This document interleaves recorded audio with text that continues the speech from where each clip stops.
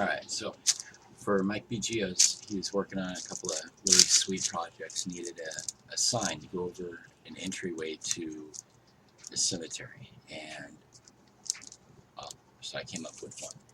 And this is one I was just messing around with just to show somebody else. I'm going to show you how to make it. Pretty simple. All you need is the uprights. I use chopsticks. You also need a little bit of floral wire. You'll see why when I get to building. Hot glue, paint. This one I based. For Mike's, no need. He had a base all ready to go. So I will not be talking a whole lot during the process. I want just to, it's so simple. Just watch and you'll see. I'll throw some music in the background just to keep it interesting. So here we go.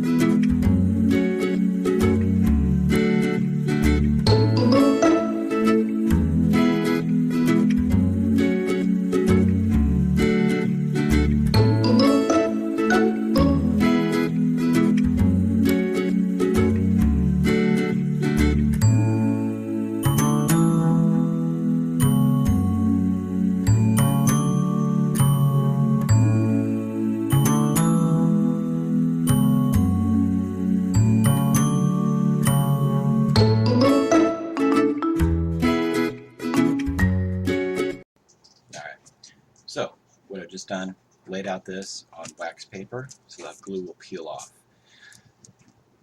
Using the floral wire to create supports going horizontal, and then just sketched out what I want the sign to say. Then it's almost like 3D printing with hot glue. You just apply it, let it dry, apply it, let it dry, and build it up. And that's what's going to give you the texture and the look. So I'll continue on with this and show you what it's going to end up looking like.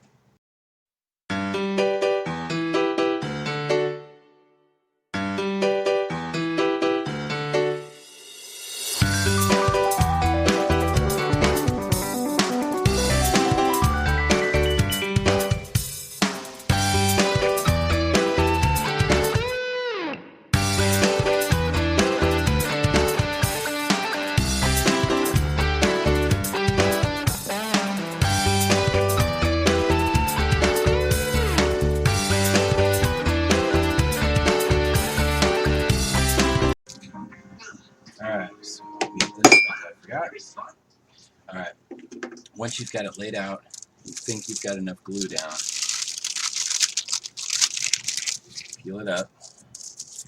And what you want to do is check for any openings where the glue did not go, because any gaps are going to cause weakness in this structure that you've built up.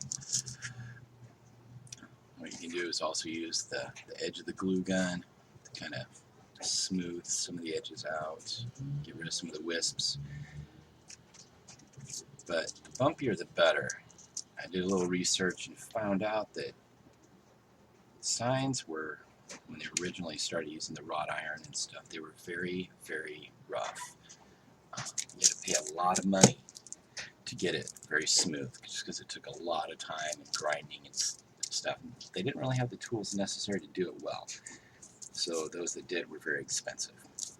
But so you've got that all laid out. Snip off the ends of the floral wire. You could have wrapped, wrap them around the upright just to give it make this part unnecessary. I didn't. I could have, but oh well. So you end up with that.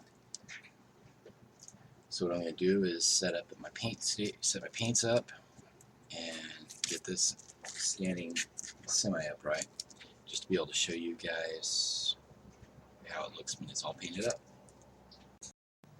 Alright, so what I've got here, gunmetal gray and black. Typically, base it in black, highlight in gunmetal gray. Well, that's not the way this one works. You actually start out basing the whole thing in, you can do it in pretty much any other metallic that's dark. So sequin black is a good one. You just want, with the glue, you've got to do it fairly heavy. But the reason I do this is because of the way the signs used to be made.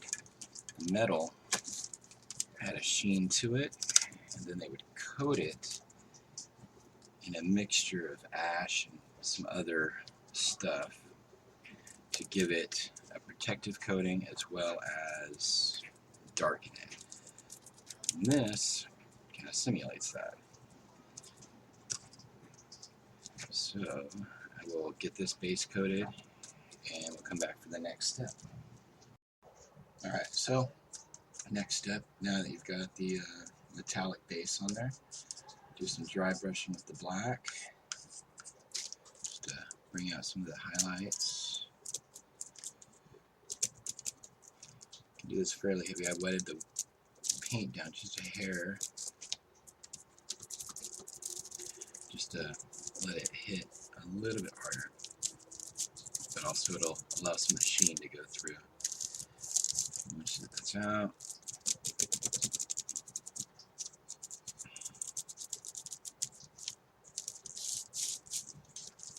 and that's about it. So, you know, depending on the look I'm going for, I may go over the letters with the metallic again, metallic black maybe, something like that. But for the most part, it's just a matter of going over, sometimes I do this beforehand, but going over and trimming off any parts that you deem unnecessary to the look that you're trying to achieve. It's all comes down to personal preference and how much excess time you want to put into it. Overall, this actually, even with the magic of editing, real time probably took about an hour, if that. Very simple design. The reason I sketch it on here first is just so you can get an idea of how it's going to fit in the area that you're creating it in. And yeah, I mean, you can use any colors you really want. I could have done the uprights to look like wood uprights instead of going with metallic. A lot of ways I could have gone over this. I put skulls on some of them sometimes. So it's really a matter of personal preference, just to get the look that you want. But it's it's an easy way, and if you can get the glue sticks in bulk, cheap like I do, well, it's really cheap to make. Chopsticks were free. The glue, I get like 30 of them for $5. So that's all there is to it. Then you just base it however you want, and you're ready to roll. So enjoy.